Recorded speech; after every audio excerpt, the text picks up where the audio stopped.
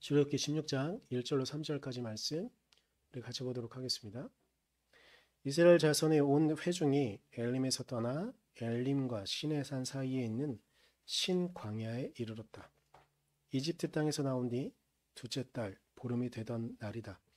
이스라엘 자손의 온 회중이 그 광야에서 모세와 아론을 원망하였다. 이스라엘 자손이 그들에게 항의하였다. 차라리 우리가 이집트 땅 고기가 막 곁에 앉아 배불리 음식을 먹던 그때에 누가 우리를 주님의 손에 넘겨 주어서 죽게 했더라면 더 좋을 뻔하였습니다. 그런데 당신들은 지금 우리를 이 광야로 끌고 나와서 이 모든 회중을 다 굶어 죽게 하고 있습니다. 아멘.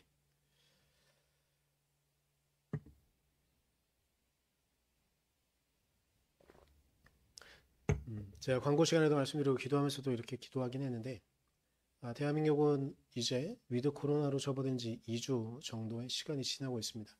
그런데 우리나라만 위드 코로나로 전환한 게 아니고요. 세계 각 국가들이 위드 코로나로 많이 전환을 했습니다.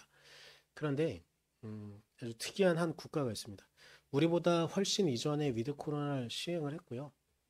그런데 그들의 사망자를 집계하고 이제 확진자를 집계해요. 그런데 위드 코로나를 하자마자 확진자가 확 줄어들었어요.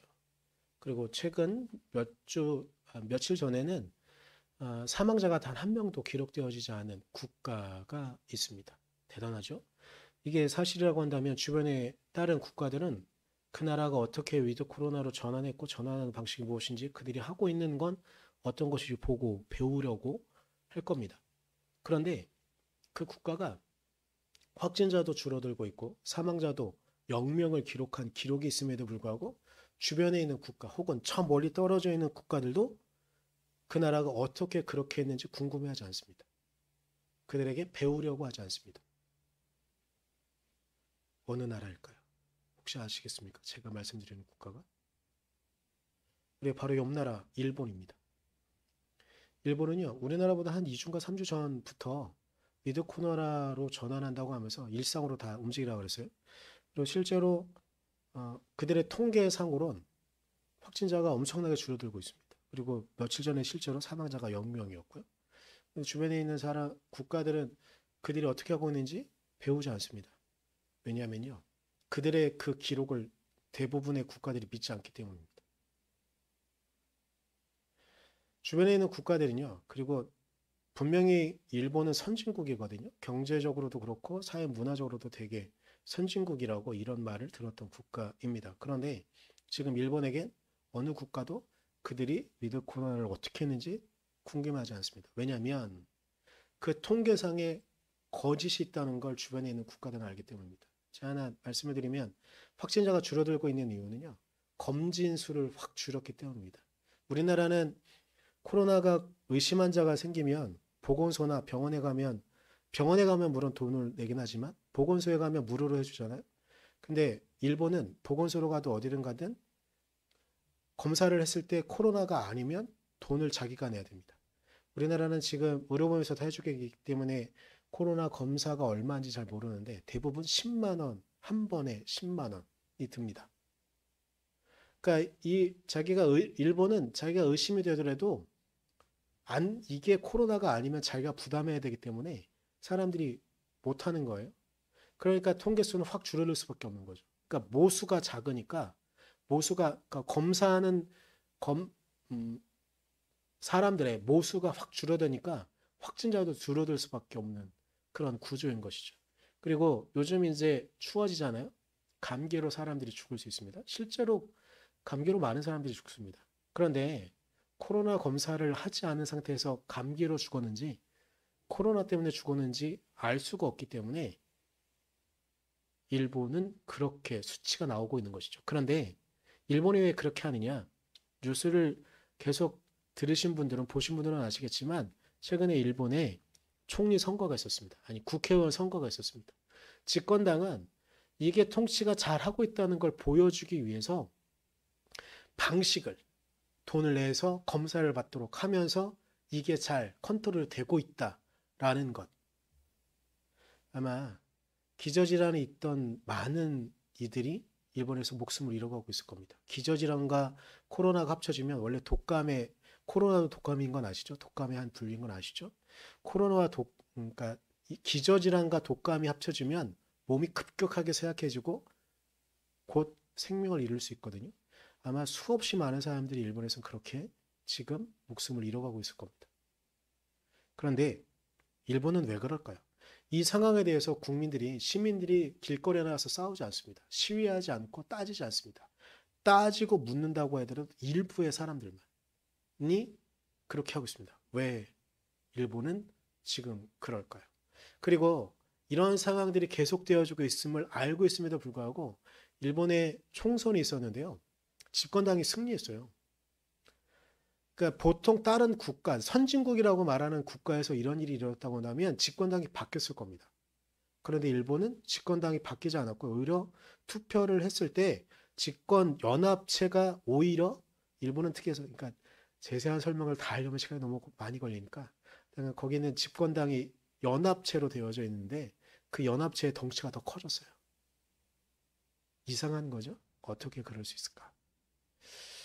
일본은 특이한 국가입니다. 제가 몇 해 전에 일본을 다녀오고 난 다음에 제가 이렇게 뭐 성지순례도 다녀오고 이런 거여서 말씀을 드리면서 그때 가이드가 했던 말을 전하기도 했었는데 저는 그 말이 정말 맞는 것 같습니다. 가이드의 말에 의하면 일본 사람들은 특이하다는 거예요. 뭔가에 저항을 잘 못한다. 근데 그들이 왜 그럴까 가만히 생각을 해보면 그리고 이 가이드가 저희 갔던 그룹의 목사님들만 했던 게 아니라 그러니까 다른 많은 분들을 가이드했겠죠. 근데 그분들과 같이 얘기를 나누다가 체험적으로 그리고 어떤 한국인 분들의 이야기들, 목사님들뿐만 아니라 다른 사람들의 이야기를 듣다가 그렇겠구나 싶어서 동의하면서 저에게 했던 말이 있었는데 뭐였냐면 일본은 역사적으로 예전부터 농민들이 그리고 힘없는 사람들이 뭔가 저항해서 한 번도 그 저항이 성공한 적이 단 한 번도 없는 국가거든요. 그리고 일본은 대대적으로 역사적으로 사무라이가 통치하는 국가예요. 근데 사무라이는 항상 칼을 차고 있었죠. 사무라이에게 저항하는 사람이 있었으면 단칼에 목을 베어도 이유를 묻지 않았고 사무라이에게 죄를 묻지 않았었어요. 지배층을 그만큼 되었고 어떻게든지 지배층에 끼든지 지배층에게 아부해서 살아남든지 이랬던 것이죠.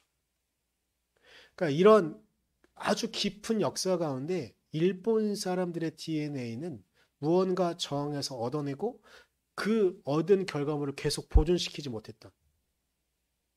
그리고 일본의 특징이 있는데 사무라이 밑에 있는 백성들이 저항하잖아요. 그럼 사무라이들이 혼자 싸우는 게 아니라 주변에 있는 사무라이들이 같이 연합해서 군사들을 데려와서 그 성을 완전히 초토화시킨 역사가 수차례가 있었다는 거예요. 그러니까 그런 역사들을 경험했던 이들은 쉽게 저항하지 못한다는 것이죠. 그리고 또 하나 역사적인 부분을 좀 이야기하면 이건 가이드의 이야기가 아니고 역사적인 이야기인데요.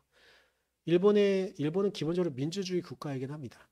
하지만 그들은 일반 백성들이 싸워서 쟁취한 뭐 프랑스나 미국이나 영국처럼 일반 백성들이 투쟁하고 싸워서 쟁취한 민주주의가 아니고요. 일본이 패망하고 미국이 일본을 점령했을 때 내가 너희는 천황제이자 하지 마. 민주주의를 해. 라는 식으로 민주주의가 정착된 국가란 말이죠. 그러다 보니까 그들은 겉으로는 민주주의지만 안에 군주제적인 사무라이가 아직도 통치하고 있는 그런 특징을 갖고 있다는 거죠. 그래서 그들은 이러한 거짓 보고안에도 저항하지 못하고 그냥 그런가 보다. 정치에 관심도 갖지 못하고 투표를 하는 그때에도 제대로 그들의 권리를 행사하지 못하고 있는 것이죠. 그런데 일본만 그러느냐?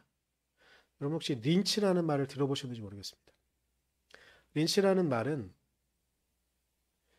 여러 가지 그 단어의 어원들이 있었는데 최근에 이제 정리되어진 건 1800년대 말쯤에 미국 남부에 한 파견된 판사 이름이 린치였대요. 근데 그 사람은 판사면 법의 원칙에 따라서 이렇게 판결을 내려야 되잖아요. 이거 이렇게 조항을 따지고 이렇기 때문에 너는 사형. 그런데 이 남부에 파견되어진 이 린치라는 판사는 그냥 이렇게 했대요. 너 흑인이야? 흑인이 백인에게 저항했어? 사형. 그러니까 판사의 권위를 이용해서 그냥 그렇게 죽인 거예요. 그 이후로 린치라는 말은 세계적으로 힘 있는 자들이 힘 없는 자들을 계속 어떤 정도 하지 못하게 하는 그러한 것을 지칭하는 말이라고 하더라고요. 제가 좀 전에 말씀드린 일본과 약간 비슷하지 않습니까? 그런데 이런 현상이요. 어, 이게 처음에 시작은 남부의 흑인들에게 행해진 폭력의 하나의 형태였었습니다. 그리고 지금은 미국은 흑인과 백인의 어떤 인종 갈등이 표면적으로 없는 것처럼 보이지만 실제로는 인종 갈등이 되게 심하거든요. 그런데 제가 처음에 말씀드렸던, 좀 전에 말씀드린 린치는 남부에서 있었던 일이잖아요. 근데 이런 흑인들의 피해의식은요, 미국 전체에 깔려 있어가지고요. 저는 최근에 이런 이야기를 들으면서 참 마음이 아팠는데, 학교에서 이제 학생들이 잘 배워가지고 성장해가지고 흑인들을 인권을 성장시켜야 될 거 아니에요. 흑인들이 사회에 진출하고 이래야 될 거 아니겠습니까? 그런데 학교에서 이런 문화가 있다는 거예요. 학교에서 막 공부를 열심히 하는 친구가 있어요. 흑인 친구가 있어요. 그러면 주변에 있는 흑인 친구들이 와서 툭툭 치면서 그런다는 거야. 야, 너 백인 흉내 내냐? 너 그런다고 뭐 될 것 같아? 이렇게 한다는 거예요. 기나긴 린치를 경험한 흑인들은요, 이제 자신들의 삶을 개선하기 위한 어떤 노력도 하지 못하는 거죠. 그들은 계속 할렘가에 사는 겁니다. 그들은 계속 마이너 문화에서만 머물면서 그들이 누리는 것. 그래서 대부분의 흑인들이 하는 건 뭐냐면요, 마약을 판매해요. 대부분의 흑인들이 어린아이였을 때 마약을 파는 것을 경험하거나 마약을 주변에 누군가에게 건네주거나 이런 것들을 정말 많은 흑인 아이들이 경험한다는 거예요. 근데 그것을 거부하는 아이들을 보면서 툭툭 치면서 이야기하는 거죠. 야, 너 흑인인데, 에이 브로 이래겠죠. 영어는 잘 못하겠습니다. 근데 하여튼간 억양으로, 에이 브로 뭐 이렇게 건들건들면서 이야기했겠죠. 그러면서 너 지금 너 피부는 검은데 저 옆에 있는 백인 흉내 내는 거야? 너 우리 커뮤니티에 못 들어오겠는데? 이런 식으로 협박한다는 거예요. 그럼 그 친구들 어떻게 되겠습니까? 결국 공부 포기하죠. 그들은 계속 마이너로, 계속 낮은 계급으로 사회적인 기반은 없고 힘든 삶을 계속 살아가는 것이죠. 이런 폭력 속에 그들은 그렇게 그것이 당연한 것처럼 살아가는 것은 아닐까. 오늘 본문 안에 이제 막 이스라엘 백성들이 이집트를 탈출해서 오늘 본문은요, 특별히 홍해를 건넌 이후에요. 홍해를 건넌 놀라운 경험을 한 이후에 이스라엘 백성들의 이야기입니다. 그런데 이들이 신광야에 도착했어요. 그런데 거기에 도착했는데 당장 먹을 게 없는 겁니다. 목이 마른 겁니다. 이러자 이스라엘 백성들이 이야기합니다. 3절의 이야기들, 기나긴 이야기들 중에 이스라엘 백성들이 말하는 외침을 제가 읽어드리겠습니다. 차라리 우리가 이집트 땅 거기 고기 가마 곁에 앉아 배불리 음식을 먹던 그때에 라고 이야기하는 겁니다. 차라리 우리가 이집트에서 애굽에서 종살이 할 때에는 고기를 먹었다는 거예요. 우리가 목말라 걱정할 일이 없었다는 겁니다. 그런데 괜히 우리를 이끌어 나와서 우리가 지금 굶어 죽게 생겼다는 겁니다. 이스라엘 백성들의 노예 생활이 수백 년간 이어졌습니다. 그런데 탈출한 그들이 그렇게 외치는 거예요. 차라리 그때가 낫다라고 이야기하는 겁니다. 어쩌면 제가 좀 전에 말씀드렸던 지금의 미국의 흑인들이 그렇게 동료들을 깎아내리며 동료들이 뭔가 발전하려고 하는 것을 막고 있는 것처럼 그렇게 되어진 것이죠. 일본의 백성들이 일본의 얼마 전까지만 해도 일본은 민도라는 말로 자신들의 백성들의 어떤 특징을 만들었어요. 그래서 되게 규칙적이고 되게 예의 규범을 잘 지키고 문화적이고 이렇게 만들었어요. 하지만 그들의 민도는 이제 정치 문화를 바꾸지도 못하고 새로운 길로 나아가지도 못하고 부모에게 물려받은 그 직업을 계속 유지해야 되고 아버지가 국회의원이었으면 아들도 국회의원이고 아버지가 장사를 했으면 아들도 장사를 해야 되고 아버지가 운전을 했으면 아들도 운전을 해야 되고 심지어 아버지가 승려였으면 아들도 승려가 되어야 되는 여자는 아무 말도 하지 못하고 여자의 권리를 이야기하면 그는 사회적으로 매장당하는 이상한 사회, 수백 년의 린치가 그들을 그렇게 만든 것이죠. 미국의 흑인들을, 일본의 백성들을 그렇게 만든 것처럼 오늘 본문의 이스라엘 백성도 아론과 모세에게 일어나서 외치는 겁니다. 차라리 그때에는 우리가 비록 종살이라는 걸 하고 있었지만 그래도 우리는 먹고 사는 것은 해결이 되는데 당신들은 지금 우리를 굶어 죽이려고 하고 있다라고 이야기하는 거죠.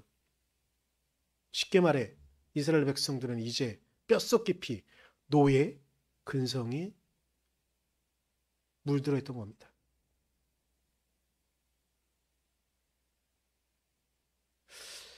지금은 조금 잠잠하지만 아마 곧 풀려날 한 교주가 있습니다. 신옥주라는 교주인데요. 신옥주가 한국 사회에 되게 큰 충격을 준 것, 한국 사회뿐만 아니라 교회는 엄청난 큰 충격이었고요. 한국 사회도 큰 충격을 준 여러 가지 것들이 있었는데 뭐 해외에 뭐 섬 하나를 사서 거기를 천국처럼 만들겠다 이런 건 보단 저는 더 충격적인 건 뭐였냐면요. 어, 그 교회 안에 엄마와 딸이 다녀요. 둘 다 성인이에요. 근데 신옥주가 둘을 앞에 불러 세웁니다. 그리고 신옥주가 명령을 내립니다. 엄마, 딸 때려. 딸, 엄마 뺨 때려. 서로 때리게 합니다. 그러면서 잘못을 회개하게 만들었다. 뭐 이렇게 하면서 안 때리면 손을 들어서 막 이렇게 휘둘리게 합니다. 근데 사람들이 그걸 보고 이상하게 여기지 않아요. 심지어 딸이 엄마를 때리면서 이상하게 여기지 않습니다. 물론 후회는 후회했겠죠. 시간이 지나고 나면 후회했겠죠. 엄마도 후회했고 딸도 후회했을 겁니다. 누가 먼저 신옥주에게 먼저 가자고 했는지 모르겠지만 그 모녀는 그렇게 모든 예배 시간에 정말 많은 사람들 앞에서 그러한 것들을 합니다. 그리고 그 자리에 있던 사람들은 그만큼 신옥주가 대단한 사람처럼 보여지게 만드는 효과를 갖게 된 것이죠.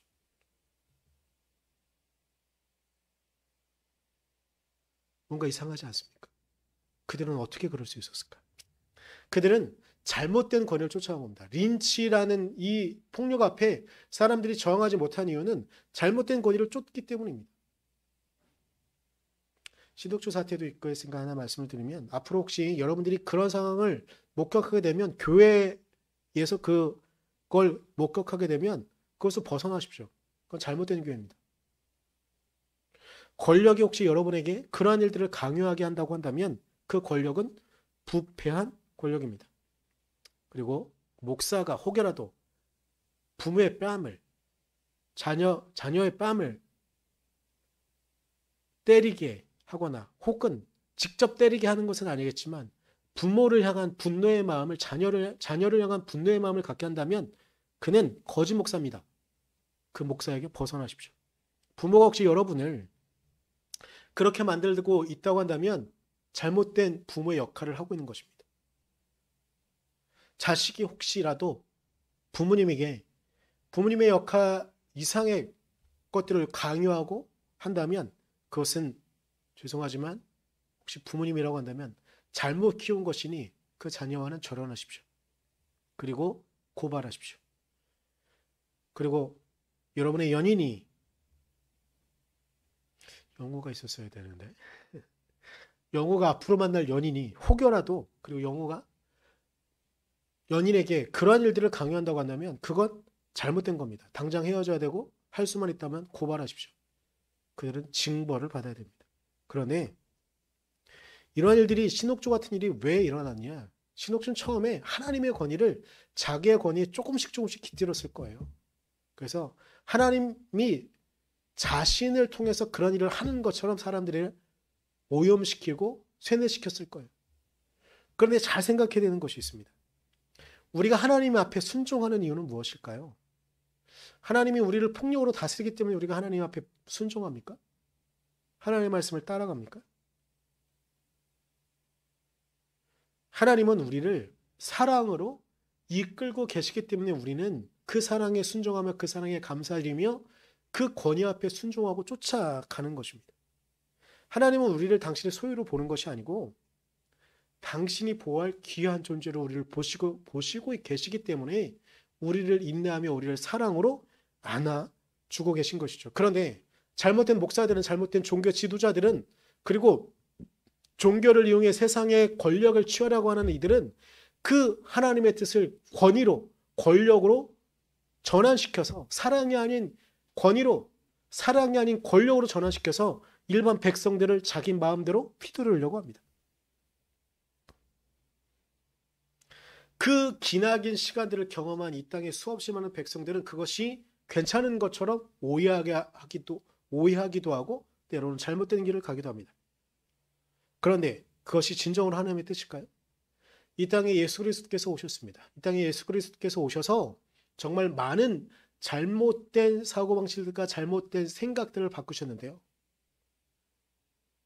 우리가 어찌 보면 세상의 권력에 쫓아가고 어쩔 수 없이 순종했던 그런 모습들을 예수님께서 대표적으로 우리에게 보여주시는 하나의 장면이 있다고 한다면 저는 그것은 사단에게 이끌려, 성령에게 이끌려 광야에서 사탄에게 시험 당할 때의 모습이 아닐까 싶습니다. 마태복음 4장 1절부터 11절에 보면 성령에 이끌려 광야에 나가서 예수님께서 사탄에게 시험 당하는 장면이 나옵니다. 거기서 대략 세 가지의 시험이 나옵니다. 첫 번째 시험은 이것입니다. 갑자기 사진이 잘못된 게 나와서 4장 3절에 사탄이 이렇게 이야기합니다. 그런데 시험하는 자가 와서 예수께 말하였다. 내가 하나님의 아들이거든 이 돌들에게 빵이 되라고 말해보아라. 빵이 되라고 말하라는 겁니다. 근데 왜 굳이 사탄은 빵을 먼저 시험 들었을까요? 시험 들게 했을까요? 어찌 보면 광야에서, 신광야에서 하나님께 원망했던 그들과 동일한 마음? 일단은 먹어야 되니까요. 우리가 먹고 살아야 되니까요. 이걸 우리나라는 유머 좀 섞어서 먹고 사니즘, 먹고 살아야 되는 중요한 이데올로기가 되어졌다는 거죠. 지금은 먹고 사니즘에 대한 이야기는 잘 안 하긴 안 하지만 그래도 먹고 사는 건 정말 중요합니다. 그리고 그것을 쥐고 있는 사람들은 대부분 권력을 가질 수 있는 것이죠. 그래서 지금 경제 권력이 맹위를 떨치고 우리를 힘들게 만들고 있기도 하죠. 사탄은 처음에 빵을 들어 예수님을 시험합니다. 어찌 보면 우리 주변에 우리에게 린치를 가하고 우리에게 어떤 정도 하지 못하게 하는 부정한 세력과 권력은 그 빵을 이용하여 우리를 무릎 꿇게 하고 우리에게 굴욕을, 우리의 본 모습을 저버리도록 하는지도 모르겠습니다. 하지만 예수님은 그 빵 앞에 무릎 꿇지 않습니다. 두 번째, 사탄이 예수님께 시험한 것이 무엇이냐면 하나님처럼 되어보는 것, 하나님처럼 되도록 하는 것. 6절에 내가 하나님의 아들이거든 여기에서 뛰어내려 보아라. 성경에 기록하기를 하나님이 너를 위하여 자기 천사들에게 명하실 것이다. 그리고 그들의 손으로 너를 떠받쳐서 너의 발이 돌에 부딪히지 않게 할 것이다 했다. 이 말씀은 무엇이겠습니까? 너가 하나님처럼 된다는 거예요. 예수님에게도, 하나님의 아들인 예수님에게도 그렇게 시험한다는 거예요. 그런데 예수님께 그렇게 시험한 부패한 권력이, 부패한 사탄이, 아니 사탄 자체가 부패했죠. 그 사탄이 우리를 가만둘 것 같습니까? 너가 예수님을 믿는 사람이라며, 너가 무엇인가, 너의 모습 자체가 위대하다며, 너가 하나님의 사랑을 받는 자라며, 이거 해봐. 우리를 끊임없이 유혹할 수 있습니다. 우리를 그렇게 시험에 들게 할 것입니다. 그리고 마지막 9절에 내가 나에게 엎드려서 절을 하면 이 모든 것을 내게 주겠다 라고 사탄이 이야기해요. 절을 하라고 하는 건 사탄에게 절하라는 거죠. 근데 바로 직전에 사탄이 8절에게 이야기한 이 장면을 묘사해요. 또다시 악마는 예수를 매우 높은 산으로 데려와서 세상의 모든 나라와 그 영광을 보여주고 말하였다. 권력욕입니다. 우리를 또한 시험 들게 하는 권력욕이 우리를 그렇게 좌절하게 하고, 권력욕 앞에는 물론 작은 부분일 수 있지만 그 근원은 시작은 누군가에게 인정받고 싶어. 내가 권력을 가지면 주변에 있는 사람이 나를 경배할 거야. 나를 인정할 거야. 나를 받아줄 거야. 이런 마음속에 사탄은 우리를 유혹하는 것이죠. 그렇게 우리를 유혹하는 모습 앞에 예수님은 단호하게 맞서시며 하나님의 말씀으로 그 시험들을 이겨내십니다. 우리는 어찌 보면 이겨내는 정도까지 못 갈지도 모르겠습니다. 하지만 그 사탄의 노력에, 사탄이 우리를 공격하는 공격에 최소한 저항은 할 수 있지 않을까요?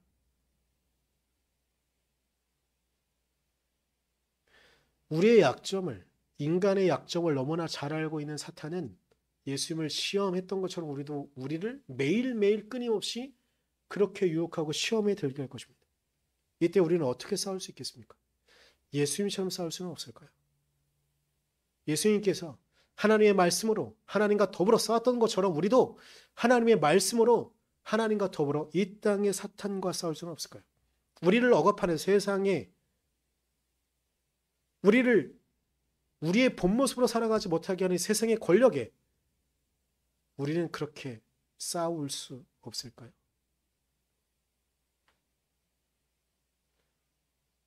예수님께서요, 누가복음에는 그분의 사역을 시작할 때에 자신의 사명과 같은 말씀을 하시는 부분이 있습니다. 마태복음과 누가복음은 조금 다른데 시작 부분이 달라서 누가복음의 예수님의 공생의 시작점에 4장 18절에 예수님께서 이렇게 말씀하십니다. 주의 성령이 내게 임하셨으니 이는 가난한 자에게 복음을 전하게 하시려고 내게 기름을 부으시고 나를 보내서 포로된 자에게 자유를, 눈먼 자에게 다시 보게 함을 전파하며 눌린 자를 자유롭게 하고.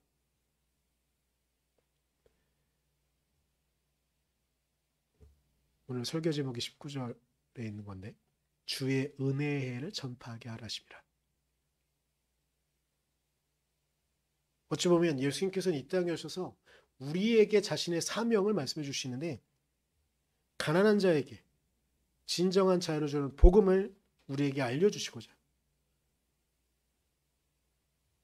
다시께서 이 땅에 오셨다고 우리에게 말씀해 주시는 것입니다. 이 땅에 린치를 가하려고 하는 권력자들은 우리를 끊임없이 굴욕에 이끌어가고 우리에게 어떠한 저항도 하지 못하게 우리를 이끌어갈지도 모릅니다. 우리를 매일매일 좌절과 실패 속에 몰아넣고 우리는 아무것도 못하는 자라고 수백 년 동안 수십 년 동안 그렇게 우리를 억압하고 그렇게 우리를 아무것도 못하는 사람으로 만들어 가려고 할지도 모르겠습니다. 우리 민족은 참 특이한 게 있는데요. 일제강점기가 공식적으로는 35년입니다. 물론 그 전에 4년, 5년 전부터 우리에게 굴욕적으로 아무것도 저항하지 못하게 하는 기간까지 하면 40년 가까운 기간 동안 일본은 우리나라를 그들의 식민지로 노예로 계속 만들었었습니다. 그런데 그때 우리는 정말 많은 사람들은 무릎 꿇는지 모르겠지만 끊임없이 저항하는 사람들이 있었습니다. 그래서 결국 우리는 해방을 맞이하게 된 것인지 모르죠. 그리고 그 이후에 우리는 정치와 경제와 문화 속에 끊임없이 싸우고 끊임없이 다투면서 변화를 만들어갖고 지금의 우리의 모습을 만들었는지도 모르겠습니다. 근데 예전 어른들이 하는 속담 중에 모난돌이 정 만든다는 말이 있습니다. 굳이 나서서 뭔가 하려고 하면 그 모난돌이 정을 만든다는 거죠. 엄청 단단한 쇠망치를 만든다는 거예요.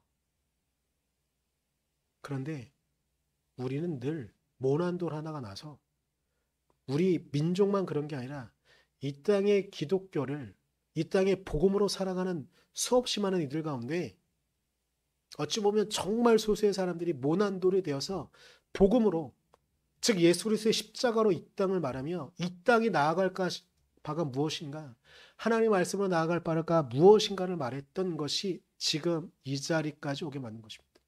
린치를 가하는 폭력 앞에 당당히 맞서는 이가 있었기에 사무라이의 칼 앞에 무릎 꿇지 않고 싸웠던 이들이 있었기에 지금 교회가 이렇게 역할을 할 수 있었던 것이라고 저는 믿습니다. 그 시작이 바로 저는 예수 그리스도라고 또한 믿습니다. 그 말씀의 시작이 또한 주의 성령이 내게 임하셨으니라고 말씀하시면서 은혜의 해를 우리에게 선언하신 그 예수 그리스도의 은혜 때문이라고 저는 믿습니다. 우리는 이제 그 말씀을 믿으며 우리가 우리의 모습되지 못하게 하는 어떠한 폭력과 어떠한 권력 앞에서도 무너지지 않고 우리가 하나님의 말씀으로 예수의 십자가로 이 땅을 살아갈 수 있기를 간절히 소망합니다. 우리 시간 기도할 때 우리가 그리스도의 말씀으로 이 땅을 살아가는 우리의 모습은 무엇인가 좀 그걸 하나 기도했으면 좋겠고요. 또한 우리가 정말로 하고 싶은 것들이 있는데 꿈꾸는 것들이 있는데 우리의 뜻과 그리고 하나님의 뜻과 대치되게 우리를 억압하는 어떤 구조들이 있다고 하고 구조들이 있거나 상황들이 있다고 한다면 그걸 있는 그대로 하나님 앞에 좀 고해해 봤으면 좋겠습니다. 그래서 하나님의 뜻이 무엇인가? 하나님은 우리를 어디로 이끄시기를 원하시는가? 그것도 또한 같이 기도해 봤으면 좋겠습니다. 우리 두 가지 중에 하나만 기도하시고요. 제가 마무리 기도하고 마치도록 하겠습니다. 기도하겠습니다.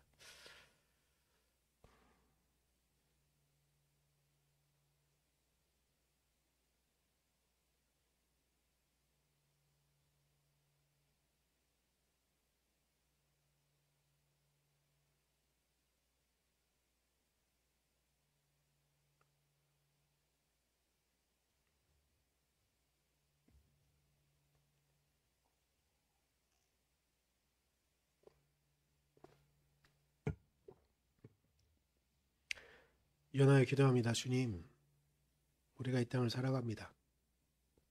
이 땅을 살아갈 때 이 땅의 부정한 권력이 그리고 우리를 억압하는 이 세상의 수없이 많은 구조들이 우리를 우리의 모습 그대로 잊지 못하게 하고 당신께서 원하시는 모습으로 나아가지 못하게 하는 많은 상황들을 보게 됩니다. 하나님, 그 모든 상황에 우리가 우리의 삶에 은혜의 해를 선포하신 예수 그리스도의 말씀을 믿으며 우리가 다시 이집트의 고기를 탐하는 것이 아니라 당신께서 우리에게 가라고 말씀하시는 가나안을 향해 나아갈 수 있도록 당신의 약속의 땅을 향해 나아갈 수 있도록 우리를 지키시고 우리를 이끌어 주시옵소서.